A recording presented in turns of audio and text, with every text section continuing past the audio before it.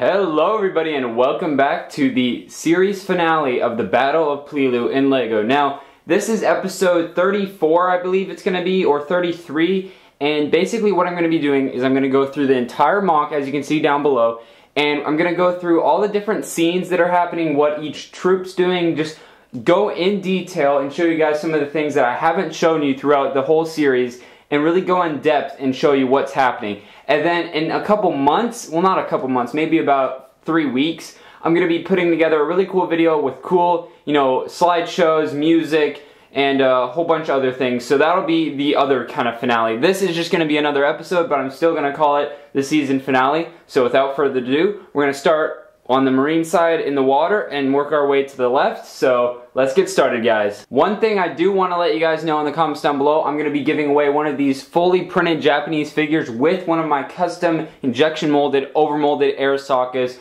All you have to do, subscribe, like, and comment on this video and you'll be entered, and I'll let you guys know the winners in the next video. Alright guys, so there is quite a bit to go over in the water and just in the whole MOC in general. So we're going to start over here with this first LVT. As you can see, this is a fully loaded LVT with approximately 10 US Marines. As you can see here, we got the brick-built 50 caliber machine guns. We have the two pilots there manning those. We have the two side-mounted M1919 machine guns.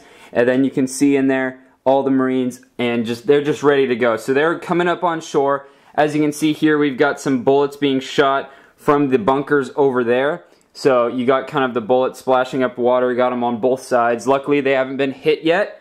On the back here, what I did was I added these clear pieces. So it looks like, if you look back, like the water's, it's throwing up a wave. So that's really cool. Over here, we've got some cool explosions I made with some transparent pieces.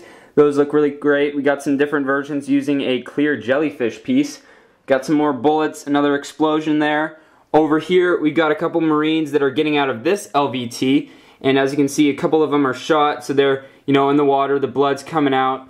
We got some more bullets. This guy actually got shot with all these bullets. As you can tell, a bunker over there just, sprayed. And it just got him in the line, as you can see there. And then working our way over here, another explosion. I really like that design.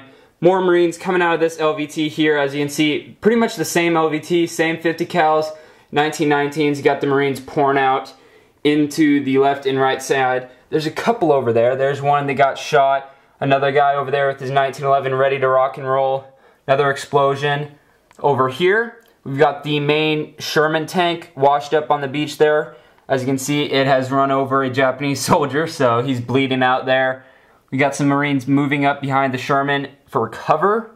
Got a couple more with some backpacks. As you can see, this guy got hit. We got a medic helping him out. He's got his backpack with his gear in there. A couple more with M1 carbines running up. An explosion there. This guy has a bazooka trying to take out this Shinhodo tank over here. And the Sherman's actually going for the Shinhodo as well. As you can tell, the Shinhodo doesn't know the Sherman's over there. And the Shinhodo is going for this Stuart tank, which we'll talk about in a second. As you can see here, we got a Marine that just got shot by one of these Japanese soldiers with their air sockets. Most likely this guy right here just shot him. We got this awesome guy. A lot of you guys like this guy. Let me zoom in on him. The pose he did with the Thompson there. So he's moving up, going for that, I guess they would be the captain or the general, or I don't know what you call those, but the Japanese with the samurai sword, he's going for those because the Marines were actually told to take those guys out before anyone else. So that was a little Easter egg there. We got this guy just getting stabbed by a guy with a bayonet. And if we zoom in on that, you can see the Marines pulling out a grenade, kind of a last stand type move to try to finish him off. Here we got a Marine that lost its head. Got his weapon laying alongside of him. Couple more with M1 Grands moving up, pushing up. This guy got hit in the head, so his helmet's full of blood and he's just bleeding out. Here we got some spraying of machine gun fire, as you can see there. Put the white studs under it just to add a little bit more of an animated look. This guy here with a black eye. Here's another guy in an explosion. I like his facial expression there. We got another guy here getting charged by a Japanese with a bayonet. He's pulling out his 1911 ready to just blow his face off. Got some more guys over here. Here we got two really cool scenes here. We got a guy with a 1919 that's setting up, ready to rock and roll. Then we got this guy with a flamethrower that's just shooting flames into that bunker over there, which is really cool. So those Japanese are about to get fried. Here's a dead Japanese there. This guy's loading up his trench gun, ready to go. This guy's using his helmet to draw sniper fire from up there, trying to see where the snipers are at. And got some more Marines there. This guy has the cool spade helmet. And here's the Stuart tank firing a shot at the Shinhodo. Then here's, I think I showed that, the Marine getting shot there. So we're going to move on kind of into the forest jungle area. Alright, so we've kind of gone over the whole beach. So now we're going to kind of go where the grass starts here. So first off, we have this bunker here. As you can see, it's camouflaged with leaf pieces. You know, it's pretty well camouflaged. We got some bricks there that are left. And then back here, we can see a squad of Japanese soldiers with their Arasakas running into the bunker, or, you know, just to take cover. As you can see back there, there's actually an access ladder to get to the top there. We got the two main vents, you know, to prevent any gases or whatnot, so they can vent that out. There's the main entrance, and I'm actually going to pop this open and show you guys the interior. Okay, so inside we have the two Japanese there with their machine guns, as you can see there, shooting out at the Marines. We've actually got an access hole there, and I'll show you guys more about what that's about in a minute. And then they got some ammunition and some barrels and whatnot in there. I'll show you what that little cutout is for too as well. So let's actually do that right now. So the Japanese were notorious for digging these holes all the way in these cave systems, all the way under the ground, you know, away from gunfire, away from artillery shells. So they were pretty much impenetrable, and they'd set up command posts, sniper posts, anything, and the Marines called them spider webs because they'd go out in a spider web type pattern throughout, you know, really any island. They did this through the Peleliu Island, I think Guadalcanal. They did it through Iwo Jima. Whole bunch of islands they've done this. And down here, I don't know if you can see him down there, but there's a Japanese soldier there. We got one crawling up to the bunker because the bunker is just right over there. We got one guy with a skeleton, so he died somehow. And I'm actually going to show you, if I go in there and flip that switch, I'll show you guys what happens to this. Now you can probably see the Japanese down there. So I added a complete lighting system down here to make it look kind of eerie and kind of cool.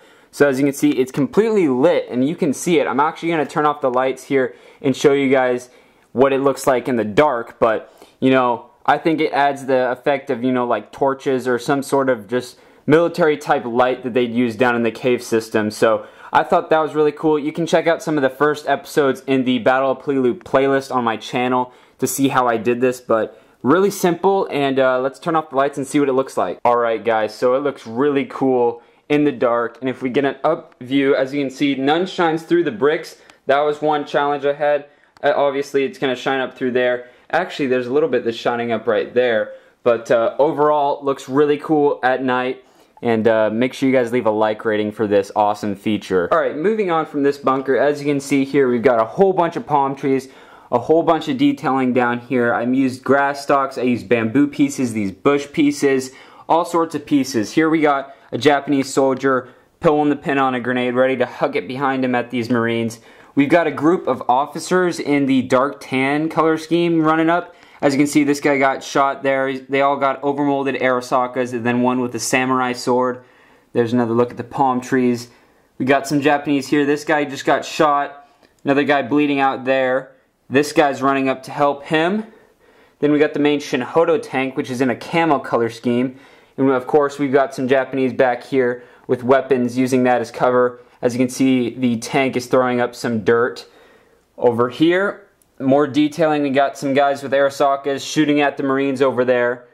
Looks really cool. Over here, got some guys talking, trying to figure out what to do. We've got some old school weapons crates back there that are just kind of filled with grass, like they've been left there for a while. Got some bricks and rubble just kind of around the bunker. Here's actually a really cool shot of how the Japanese would build their bunkers. They'd do 2 layers of concrete. So as you can see here, one layer is broken off, but there's still a lot to go. So, bunch of rubble there. We've actually got a Japanese sniper up here. He's going for the Sherman tank driver up top there, so he's going to try to pick him off. And as you can see, we got the 2 main machine guns pointing their guns out. We got some barbed wire up there in front of the bunker, so that's kind of cool. Got some more Japanese. That guy kind of got his leg cut off. Some more running up. Guy taking cover behind a bush there, trying to shoot at someone. Another guy got shot over there. And like I said, lots and lots of grass, lots and lots in detail. If you just kind of take the time and look, there's another little detail how the tank is pushing over grass. I did that on the Sherman as well. I don't think I showed you guys that. But There's another Japanese there. There's another couple ways I did some barbed wire. There we go. So overall, lots of chaos. And if you get down at this level, it definitely changes your perspective. Like, there's the guys over there. There's the main tank. And it just, like, there's a cool shot of the Sherman tank going for the Shinhodo. So, if you get down, it's definitely a different perspective. So we can zoom in on some Japanese over here running up and whatnot. But definitely a really cool mock. Let's go on to the kind of the back part and the mountain of the mock. So let's go do that now. Just another heads up, that bunker does open up just like this bunker does, but there's nothing really special about it. There's just a couple weapons crates in there, a couple Arasakas. This one was kind of special because it had the underground system. But yeah, so that does open up, just letting you guys know.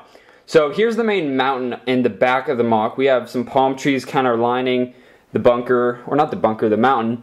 As you can see back here, we've got two machine gunners kind of posted up. So there's one, there's another. He's more camouflaged in the trees and the grass there. But these are really cool brick-built machine guns, as you can see there.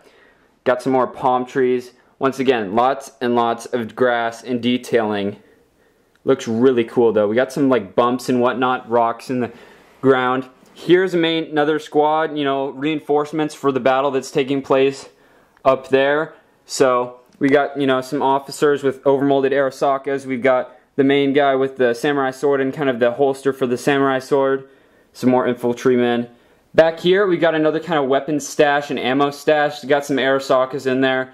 Some, you know, mortar shells and whatnot. Kind of abandoned, but you know, it's still there. That adds a bunch of cool detail. Let's move up to the top. Okay, so as you can see here, the mountain is just made up of a bunch of 1x2, 1x2x4, I believe it is, slopes.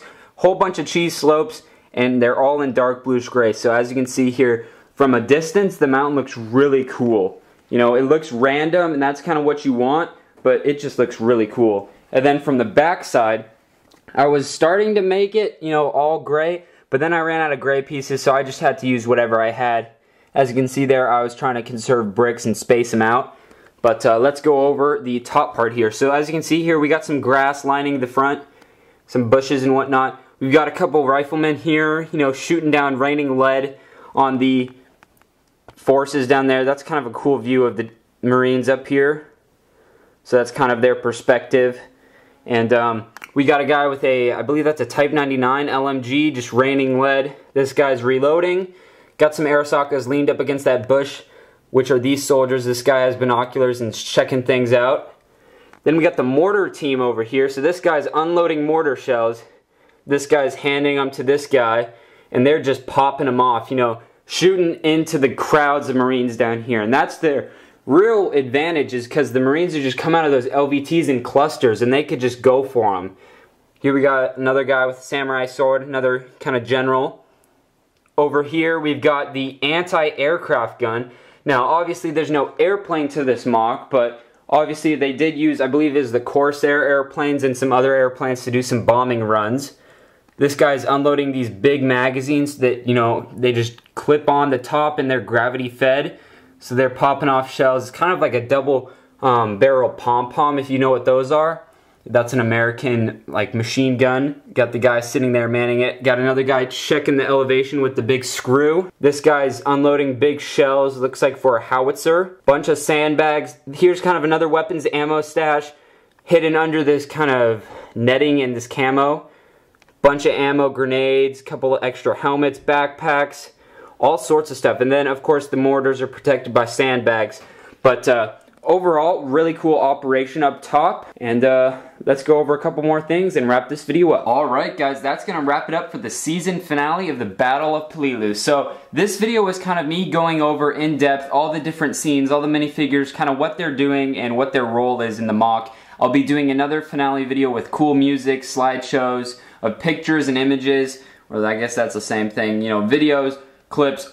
It'll make a really cool montage, but I wanted to do this video, so like I said, technically this is just another episode of the Battle of Peleliu, but wanted to do it like this, and in a couple weeks you'll be seeing that cool montage video. And make sure you stay tuned for every Sunday on this channel. I'm still going to be doing videos every Sunday no matter what, so every Sunday morning tune into this channel and check the videos out. I'm going to be doing tutorials on how to do these palm trees and a couple other things from the mock. Make sure you like, comment, subscribe to be entered to win one of these Japanese soldiers down here.